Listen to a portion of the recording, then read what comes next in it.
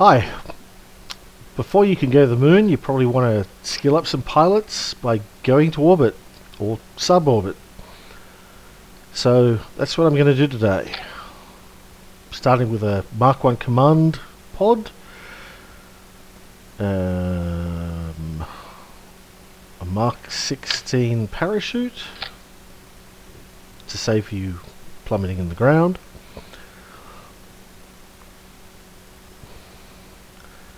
a stacked coupler. I'm not going to put a heat shield on this. Very early in the game you don't have heat shields, so I'm essentially building this as though we're really early in the game. Since we're only going to orbit, I don't really need much at this end. I will just put in, not the smallest, but almost the smallest tank.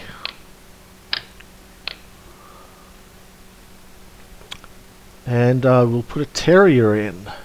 Terrier is a very efficient engine for light loads. The Spark is really good for very light loads, like 1.7.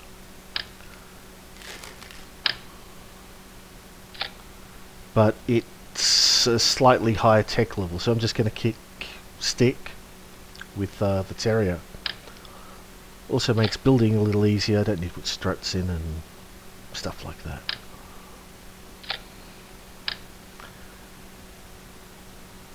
Anyway, for our upper stage, we've got about 1,600 meters per second delta V. That's just to muck around. We've got no set plans for it. If you want to use this as a rescue vessel, it's a good place to start. Engines. Very early in the game, you will get access to the swivel engine. It will save your life. When your pilots can't fly straight, you know, it'll be the only thing keeping you from toppling over. Winglets are great, but they only work in an atmosphere. There's 4 of them, symmetrical. That gives a delta V of 2.7. From experience and lots of charts, you need about 3.8 to 400 depending on your angle of ascent, what your thrust to weight ratio is, all sorts of things. So let's add some more.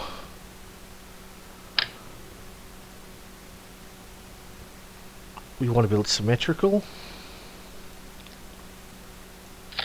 so I'm going to stick in hydraulic manifold. I personally don't like solid engines. They're not very efficient. They are very cheap though. They're only giving me 580, nowhere near enough.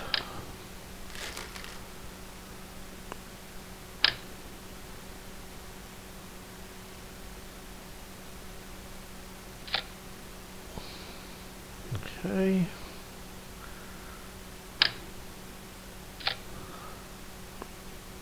I'm going to put more swivel engines in.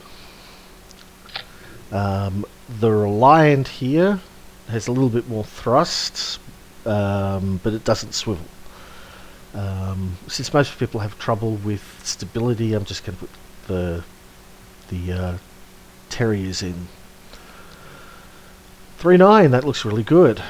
So I'm expecting to get to orbit without having to touch any of the fuel from this upper stage.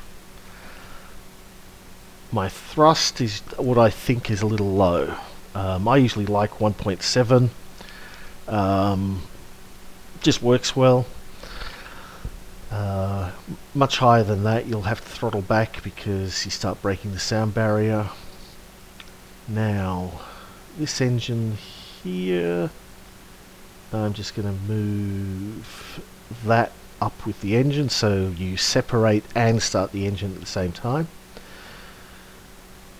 This one's here, delta V 3.9. If I put it here, our delta V's dropped, but our thrust has gone up quite a lot.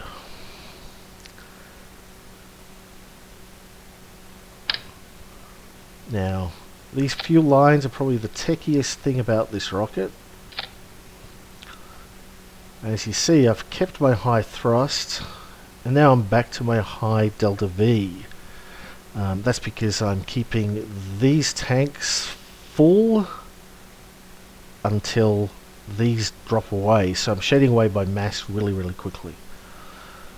This is a very simple case of asparagus launching. Now all I need now is a pilot, and I'm going to use Dilmy because he has no skill at all.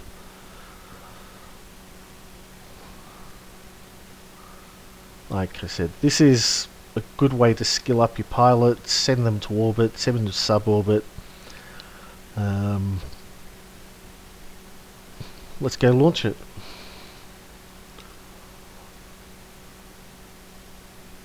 Now there are no bits hanging off, I didn't need to put struts in. It should fly pretty well. I'm just going to get a map view, M, and set it up. Back again. T to turn on the SAS. Z to go to full throttle. Remember, we are going to have to throttle back. And space. Let's make lots of loud noise. I'm pressing the D key and I'm banking over to about